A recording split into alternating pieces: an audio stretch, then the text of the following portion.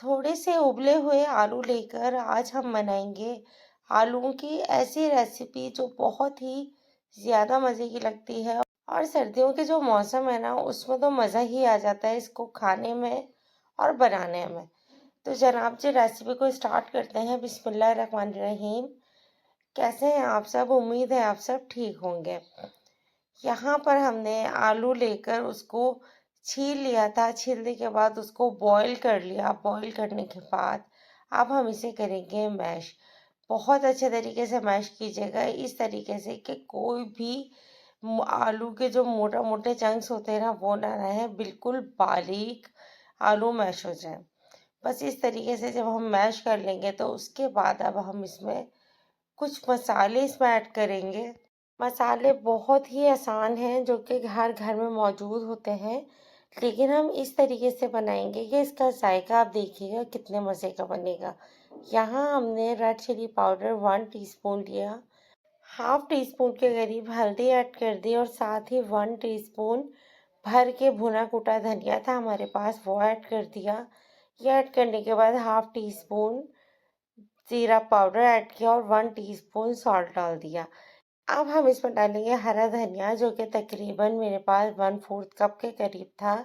धो के बिल्कुल रख लिया मैंने। और हरी मिर्च एक बड़े साइज़ की लेकर बीच से कट करके हमने इसको बारीक बारीक काट कर डाल दिया है।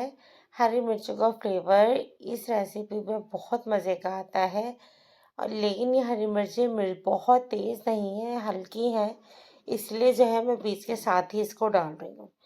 पिसी हुई मिर्च हो या हरी मिर्च, अगर आपको बहुत ज़्यादा तीखा पसंद है तो आप इसमें थोड़ी सी बढ़ा लीजिएगा, लेकिन ये जो क्वांटिटी मैंने बताई है, इससे बिल्कुल परफेक्ट बनेगा।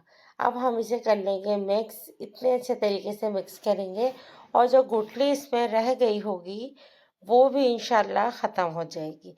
बस अब हम इसको मिक्स करके इसे अब हम साइड पे रख देंगे।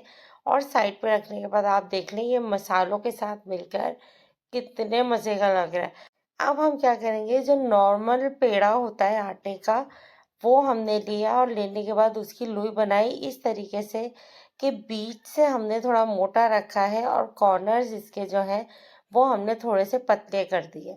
इसी तरीके से अब हम बेलेंगे इस तरीके से कि बीच में ज़्यादा हम नहीं चलाएंगे और साइड्स हम इसकी थोड़ी पतली कर देंगे। और बहुत ज़्यादा हमने पतला नहीं बेला इसको। ये देखिए कितनी छोटी सी हमने बेल के इसको तैयार किया है। अब हमने क्या किया, इसमें तकरीबन आलू रखे 1/4 कप के करीब। आलू यहाँ पर रखने के बाद अब हम इसको पैक कर देंगे। पैक बहुत आराम से कीजिएगा, कहीं ऐसा ना हो कि आलू इसके बाहर आ जाए। ये देखें बहुत अच्छे से हमने इसको पैक कर दिया और जितना भी एक्स्ट्रा आटा है वो इस लपेट के इसी में ही लगा देंगे। इस तरह क्या होगा कि नीचे और ऊपर आटे की एक थिक लेयर बन जाएगी। अब हम इसको बेल लेंगे एक मुनासिब साइज में, बहुत बड़ा नहीं और ना बहुत छोटा। ये जो बन रहा है आलू का पराठा, बहुत मज़े का बनता है। इस तरीके से बनाने में आलू का पराठा इक्वली हर जगह पे जो है ना आलू फैल जाता है और बहुत मज़े का बन के तैयार होता है। ये एक आलू के पराठे की बहुत बेसिक सी रेसिपी थी। मुझे यकीन है आपको बहुत अच्छी लगी होगी। ज़रूर ट्राई कीजिएगा और फीडबैक दीजिएगा कि ये रेसिपी आपको कैसी लगी।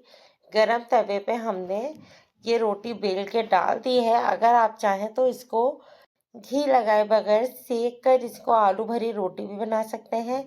और इसके साइड्स पे हम घी लगा देंगे और इसको बहुत अच्छे तरीके से हम फ्राई कर लेंगे तो ये आलू का पराठा बन जाएगा। बहुत मज़े का लगता है, सर्दियों में स्पेशली रायते के साथ और हरी चटनी के साथ आप खाएं, मज़ा ही आ जाता है। इतनी क्विक और इतनी ज़बरदस्त रेसिपी होती है कि जिस वक्त कुछ भी समझ में ना आए तो आप ये बना के रख लें, बहुत जल्दी बन के ये तैयार हो जाते हैं।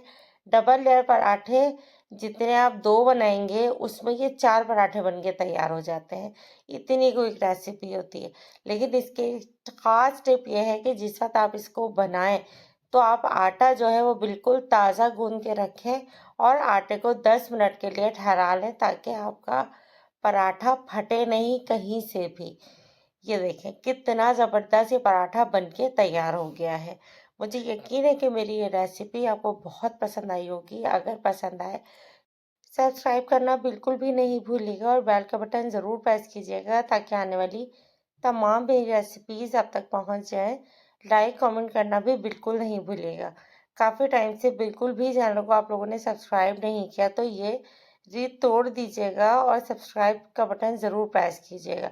इंशाल्लाह नेक्स्ट रेसिपी में मिलेंगे। अल्लाह हाफ़िज़।